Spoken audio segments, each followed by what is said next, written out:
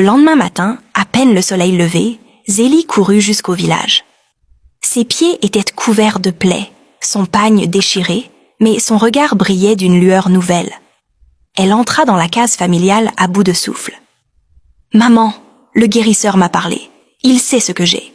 Il m'a dit que mon âme est liée à un chien, un vrai chien, caché quelque part.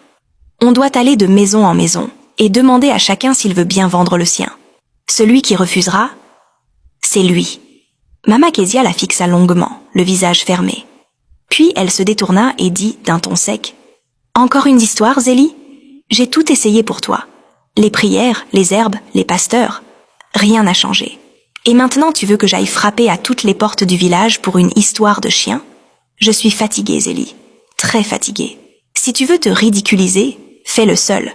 Moi, je ne t'accompagnerai pas. » Les paroles tombèrent sur Zélie comme des pierres. Mais ses jambes ne tremblaient plus.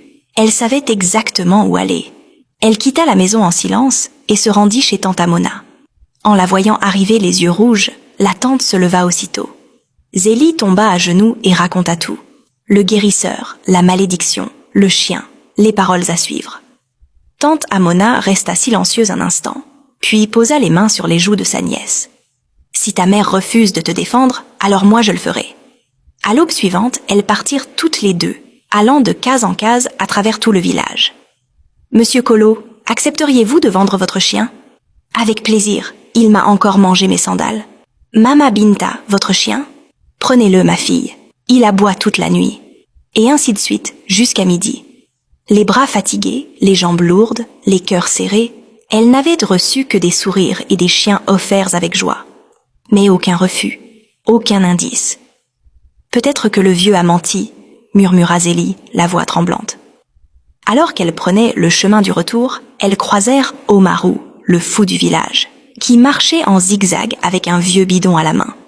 Il s'arrêta en les voyant et ricana. « Pourquoi vous cherchez tous les chiens?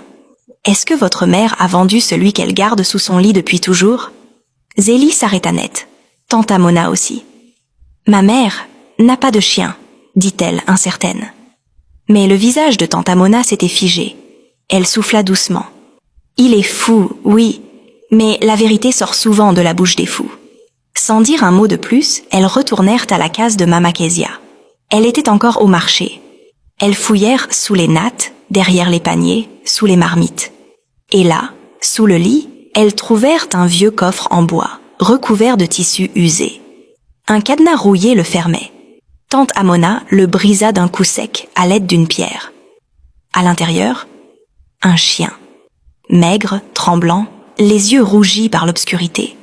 Autour de son cou, un fil rouge étroit. Et dans sa gueule, serrée entre ses dents, une vieille photo de Zélie, froissée et sale. Zélie poussa un cri et s'effondra. Le mal avait un corps. La malédiction, un visage. Les anciens furent convoqués. Les villageois se rassemblèrent autour du baobab. Le chien fut exposé sur la place, en silence. Mama Kezia arriva. Quand elle vit la scène, elle s'effondra à genoux, le visage couvert de sueur. « J'étais jeune, » commença-t-elle d'une voix tremblante. « On m'a forcée à épouser ton père. Je ne l'aimais pas. Et quand je suis tombée enceinte, j'ai senti que ma vie m'échappait. Je t'ai haï, Zélie. Je t'ai rejetée avant même que tu ne parles. Alors je suis allée voir un prêtre. Je lui ai demandé de te lier, de te faire vivre sans paix. Il m'a dit qu'il avait un moyen. J'ai dit oui. Je ne voulais pas te voir heureuse pendant que moi je mourais à l'intérieur. » Un silence lourd tomba sur le village. Zélie, à genoux, sentait ses jambes céder sous le poids de cette vérité. Le chien gémit une dernière fois, puis s'éteignit. Quelques secondes plus tard, Mama Kezia tomba à terre. Ses yeux roulèrent. Elle ne se releva jamais. Le lendemain matin, Zélie se réveilla dans la case de tante Amona. Pour la première fois depuis des années, elle se sentait calme. Son cœur ne battait plus à toute vitesse. Son corps était léger, son esprit reposé. Le feu avait disparu. Elle était libre. Elle regarda le ciel par la petite fenêtre et sourit.